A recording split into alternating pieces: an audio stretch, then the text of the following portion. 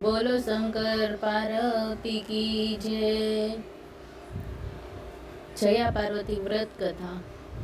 એક બ્રાહ્મણ અને બ્રાહ્મણી રહેતો હતો. બંને સત્વાદી અને નીતિવાળા હતા. તેના ઘરમાં કોઈ પણ પ્રકારની ખોટ ન હતી, પરંતુ તેમને ત્યાં સંતાન ન હોવાથી તેઓ ખૂબ જ દુઃખી રહ્યા કરતા હતા. એક દિવસ નારદજી તેમને ત્યાં આવ્યા. તેમને નારદજીની સેવા કરી અને પોતાની સમસ્યાનું સમાધાન પૂછ્યું. ત્યારે નારદજીએ કહ્યું કે તમારા નગરની બહાર જે વન છે તેના દક્ષિણ ભાગમાં બિલી વૃક્ષની નીચે ભગવાન શંકર માતા પાર્વતીની સાથે લિંગ રૂપમાં વિરાજિત છે.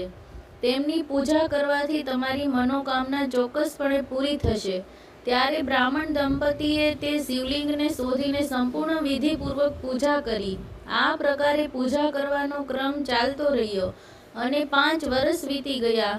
એક દિવસ તે બ્રાહ્મણ પૂજા કરવા માટે ફૂલ તોડી રહ્યો હતો. ત્યારે તેને સાપને દંશી લીધો અને તે જંગલમાં પડી ગયો.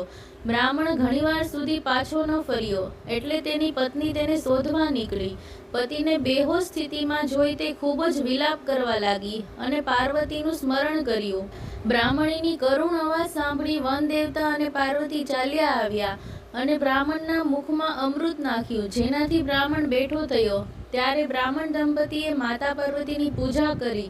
માતા પાર્વતીએ તેમને વરદાન માંગવા કહ્યું. ત્યારે બંનેએ સંતાન પ્રાપ્તિ માટે માંગણી કરી. ત્યારે માતા પાર્વતીએ તેમને જયા પાર્વતી વ્રત કરવા માટે કહ્યું. બ્રાહ્મણ દંપતીએ વિધિપૂર્વક આ વ્રત કર્યું અને તેના ફળ સ્વરૂપે તેમને ત્યાં પુત્ર રત્નનો જન્મ થયો. હે જયા પાર્વતી, તમે જેવા બ્રાહ્મણ અને બ્રાહ્મણીને ફળ્યા, એવા તમારું વ્રત કરનાર કથા સાંભળનાર સર્વને ફળજો. જય શંકર.